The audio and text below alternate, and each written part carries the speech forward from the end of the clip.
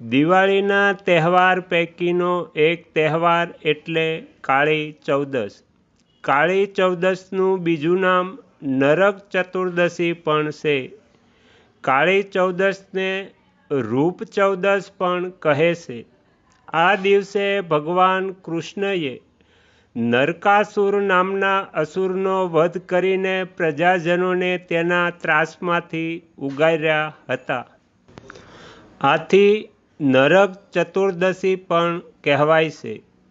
કાળી ચૌદસ એ મેલી વિદ્યાના સાધકોનો ખાસ દિવસ છે।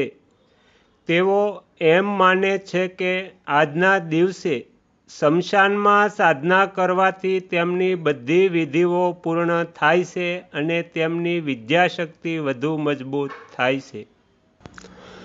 ધાર્મિક માન્યતાઓ અનુસાર નરક ચતુર્દશીનો તહેવાર ધનતેરસ અને દિવાળીના વચ્ચેના દિવસે આવે છે।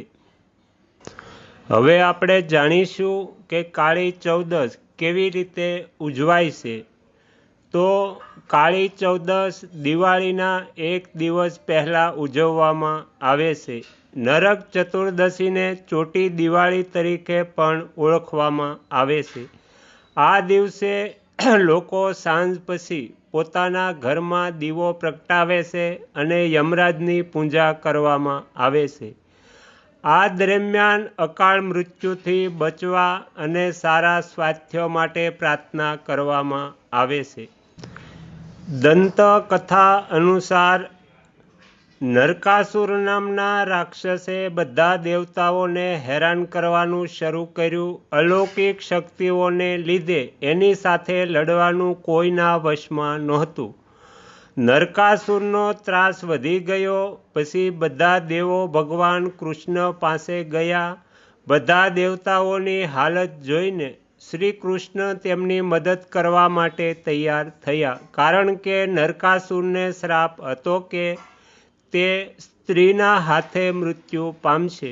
ત્યારે ચતુરાઈથી ભગવાન શ્રી કૃષ્ણએ પોતાની પત્નીની મદદથી કારતક માસના કૃષ્ણ પક્ષની 14મી તિથિએ નરકાસુરનો વધ કર્યો। નરકાસુરના મૃત્યુ બાદ 16,000 બંધકોને મુક્ત કરવામાં આવ્યા। ત્યારથી આ 16,000 બંધકો પટરાણી તરીકે ઓળખાવા લાગ્યા। નરકાસુરના મૃત્યુ પછી લોકોએ નરક ચતુર્દશી ઉજવવાનું શરૂ કર્યું। માં દુર્ગાના બે સ્વરૂપો છે, એક સૌમ્ય ધીર અને ગંભીર જ્યારે બીજું રૌદ્ર। મહાકાળી એ રૌદ્ર સ્વરૂપ છે। કાળી ચૌદસના દિવસે રાત્રે માતાજીની ઉપાસના કરવામાં આવે છે। દુર્ગા માતાનું આ સ્વરૂપ ભક્તોમાં રહેલા દુષ્ટ ભાવોને દૂર કરીને સાચો માર્ગ બતાવે છે।